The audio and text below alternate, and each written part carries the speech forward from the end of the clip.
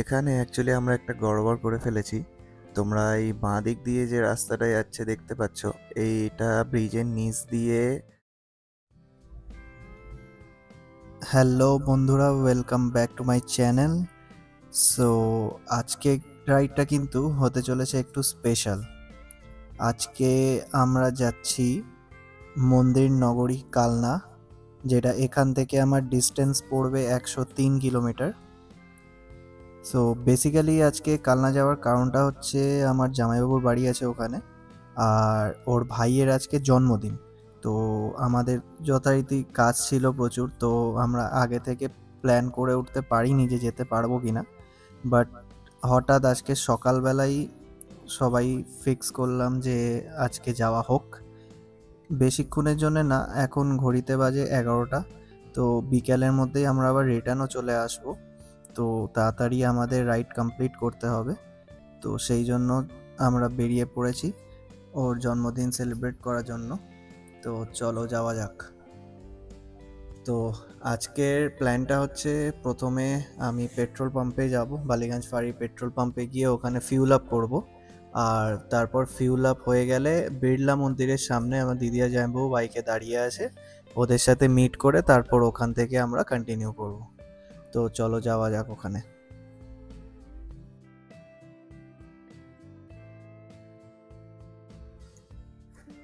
তো আমার এখন পেট্রোল ভরা হয়ে গেছে। তো চলো এবার দিদিদের কাছে যাই। ওরা কোনখানে আছে, সম্ভবত এইখানে মেন গেটের সামনে থাকার কথা। ওই সামনে হতে পারে। হ্যাঁ, দেখতে পেয়ে গেছি, এই যে। তো ওদের সাথে দেখা হয়ে গেছে। হ্যাঁ চলো যাই তাহলে।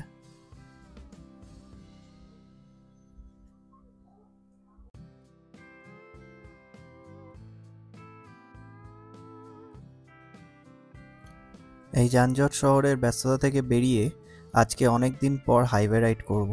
আজকে খুবই এক্সাইটেড আছি, যখন থেকে সকালে শুনেছি যে আজকে এরকম কালনা যাওয়ার আছে, তখন থেকে খুবই এক্সাইটেড আছি।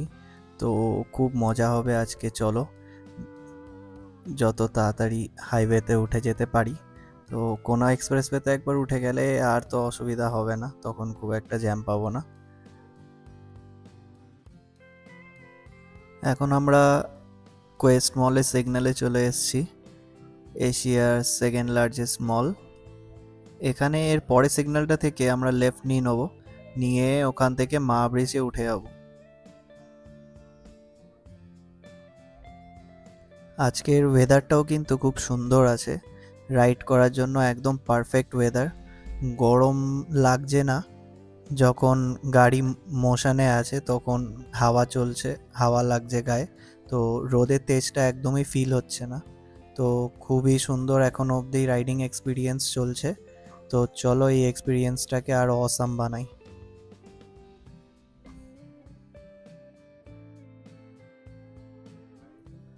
তো মা ব্রিজে আমরা উঠে পড়েছি, আর টাইম এখন ঘড়িতে বাজে 11:30।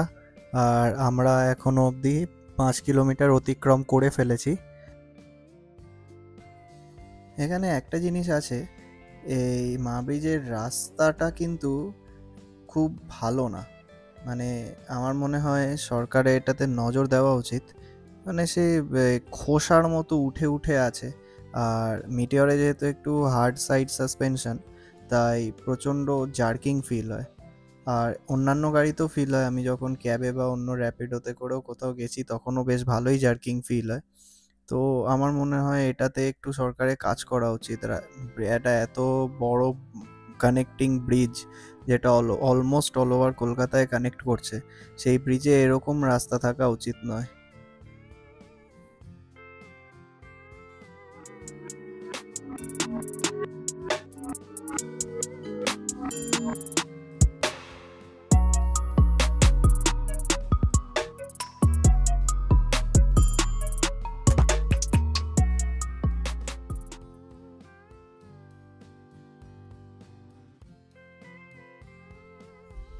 তো আমরা এখন হুগলি সেতুতে উঠে পড়েছি। আজকে কিন্তু রাইড করতে বেশ মজা হচ্ছে। ডিস্টেন্সটা খুব একটা নয়, 103 কিলোমিটার, কিন্তু রাস্তাটা সেরকম সুন্দর, মানে চালাতে খুবই মজা আসবে। ওই জন্যে রাইড করা আজকে একটা আলাদাই আনন্দ হচ্ছে। আর বাঁদিকে গঙ্গার ভিউটা গাইস একবার চেক আউট করো, কি সুন্দর লাগছে মা গঙ্গাকে দেখতে, মানে কিছু বলার নেই। মায়ের আশীর্বাদ থাকুক যেন ভালো করে রাইডটা করে আমরা চলে আসতে পারি।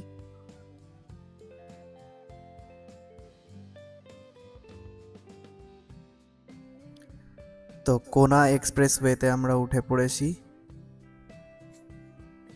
বাহ, এরকম হাত দেখালেই ঢুকে যাওয়া যায় নাকি?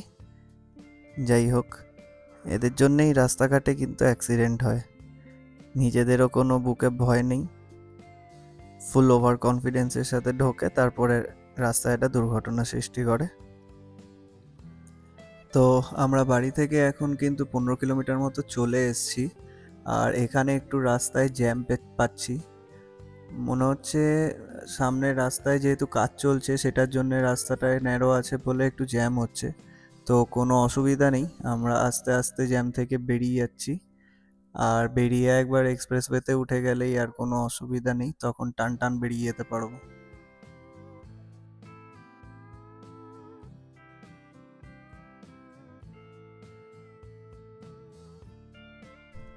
তো গাইস, তোমরা যেমনটা দেখতে পাচ্ছ আমরা কিন্তু হাই রোডে উঠে পড়েছি।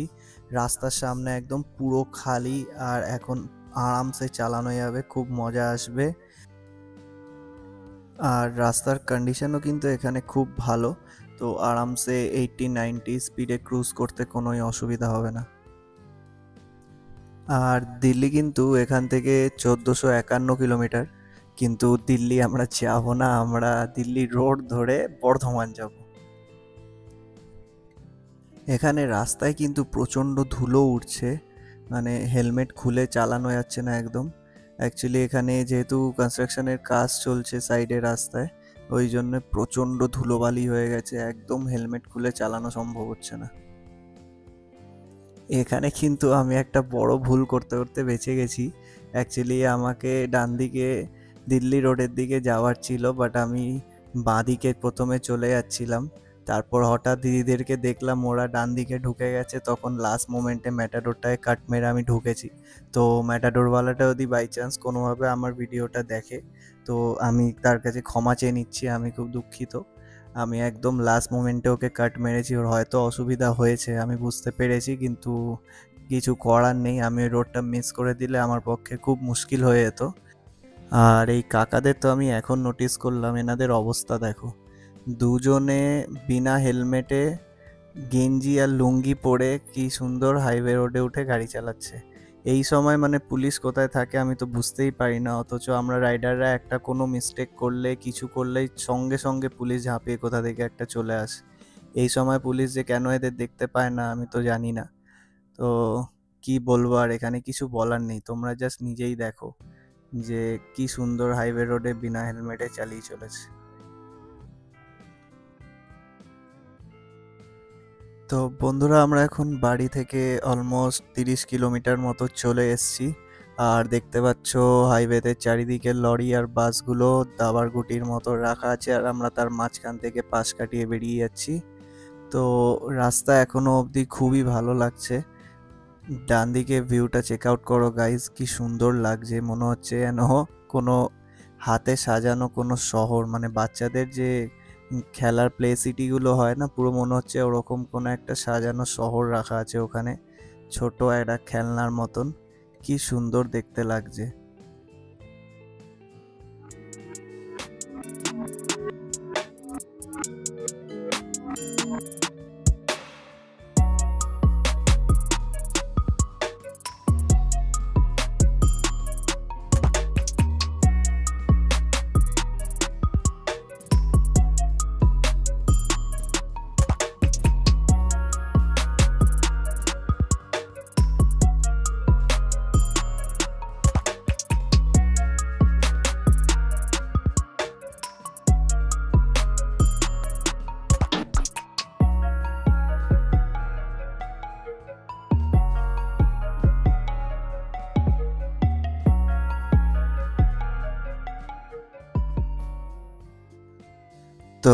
এখানে অ্যাকচুয়ালি আমরা একটা গড়বড় করে ফেলেছি। তোমরা এই বাঁ দিক দিয়ে যে রাস্তাটা যাচ্ছে দেখতে পাচ্ছ, এইটা ব্রিজের নিচ দিয়ে ডান দিকে গিয়ে আমাদের এসটিকেকে হাইওয়েটা ধরার ছিল। আমরা এই রাস্তাটা মিস করে গেছি আর কিছুটা এগিয়ে এসছি। তো এখন আর ইউটার্ন মেরে আমরা ওদিকে যেতে চাইছি না। তো ওই জন্যেই আমরা দুজনেই স্পিড স্লো ডাউন করে নিচে এখন ভাবছি আর কি যে কোন দিক থেকে যাওয়া যায়। তো ম্যাপে চেক করলাম যে আমাদের লেফট টার্নটা ছিল, যেটা আমরা নোটিস করিনি, কিন্তু এখন আবার এই দুর্গাপুর হাইওয়েতেই দেখাচ্ছে যে 3 কিলোমিটার এক্সট্রা আরও যেতে হবে, কিন্তু সামনে থেকে আরেকটা লেফট আছে, সেটা দিয়ে যেতে পারবো। তো চলো, কোনো অসুবিধা নেই, মিস এখন করেই ফেলেছি তো কিছু করার নেই, এখন ওইটা দিয়েই চলে যাব।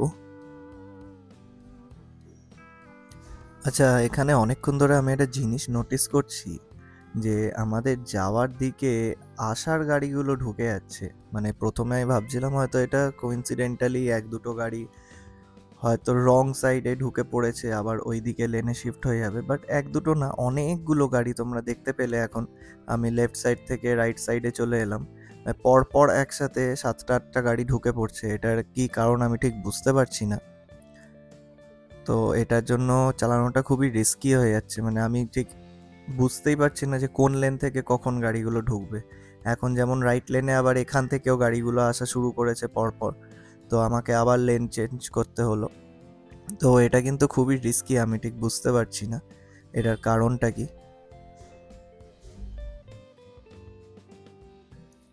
এটা কি আজকেই হচ্ছে নাকি এরকমটা সবসময়ই হয়? হয়তো কোনো রাস্তা এদিক থেকে বেরোয় যেটা পরে গাড়িগুলো এপাশ থেকে রং সাইডে ঢুকে আবার ওই রুটে শিফট হয়ে যায়। তো এটা তো আমার জানা নেই, আমি এই রুটে এতবার আসিনি। তো তোমরা কেউ যদি জেনে থাকো আমাকে কমেন্ট বক্সে জানিও যে এটার কারণটা কি। তো ওরা এখানে ওয়েট করছে, আমরা এখান থেকে এই লেফট টার্নটা এবার নিয়ে নেবো, এইটা মিস করব না, যেটা আগের বার মিস করে দিয়েছিলাম। 3 কিলোমিটার এক্সট্রা আমাদের আসতে হলো। তো এখান থেকে এখন আমাদের ডিস্টেন্স আর 35 কিলোমিটার মতো বাকি আছে, মানে আমরা অলমোস্ট বাড়ি থেকে 75 কিলোমিটার মতো চলে এসেছি। আর সামনে কিন্তু অনেক সুন্দর সুন্দর ল্যান্ডস্কেপ আসবে, তো তোমাদেরকে সেইগুলো আমি দেখাবো, খুব সুন্দর সেই ল্যান্ডস্কেপগুলো। তাহলে আর বেশি দেরি না করে চলো তাড়াতাড়ি সেই ল্যান্ডস্কেপগুলোর দিকে এগিয়ে যাই। তো বন্ধুরা, আমরা কিন্তু চলে এসেছি সেই বিউটিফুল রোডে, যেটার কথা আমি তোমাদের বলছিলাম। জাস্ট একবার দেখো ভিউটা, মানে যেরকম সুন্দর ভিউ সেরকম সুন্দর রাস্তা। মানে এরকম জায়গায় রাইড করতে কোনো দিন মানে হাঁপাবে না কেউ, কোনো দিন টায়ার্ড ফিল করবে না এরকম রাস্তা পেলে। শুধু ভিউটা দেখো একবার, মাঝে মাঝে এরকম লোকালয় আসছে, আবার তারপর সুন্দর গ্রিনারি দুদিকে, আর একদম নেভার এন্ডিং একটা রাস্তা। মানে সব মিলিয়ে অপূর্ব এক অনুভূতি, মানে আমি ভাষায় প্রকাশ করতে পারছি না, আমার এত ভালো লাগছে যে কিছু বলার নেই। এখানে দুদিকে ধান ক্ষেতের জাস্ট ভিউটা দেখো তোমরা, মানে দূর অবধি দেখা যাচ্ছে, যেখানে গিয়ে আকাশ আর মাটি দুটো মিশে গেছে, মানে এত সুন্দর দেখতে লাগছে। দূর অবধি ধান ক্ষেত, আর তারপর লাস্টে একটা গ্রিন দিয়ে বর্ডার টানা, আর সেখানে গিয়ে আকাশটা মিশে যাচ্ছে, আর দুদিকেই এরকম সেম দৃশ্য, তার সঙ্গে এত অপূর্ব রাস্তা, মানে সব মিলিয়ে একটা আলাদাই সুন্দর অনুভূতি। মানে কি বলবো, এত সুন্দর লাগছে এখানে রাইড করতে, কিছু বলার নেই। মানে এরকম সময় একটা ছেলের মনের মধ্যে জাস্ট দুটোই জিনিসে ইচ্ছা করে, এক তো হচ্ছে সামাজিক চাপ আর পারিপার্শ্বিক চাপ থেকে মুক্তি, আর আনলিমিটেড পেট্রোল। এই দুটো একটা ছেলেকে তুমি ধরিয়ে এরকম জায়গায় ছেড়ে দাও, সে সারাদিন বাইক চালাতে পারবে। মানে এটা আমার মনে হয়, আমায় অন্তত এরকম সুযোগ কেউ দিলে আমি তো সারাদিন বাইক চালিয়ে বেড়াবো।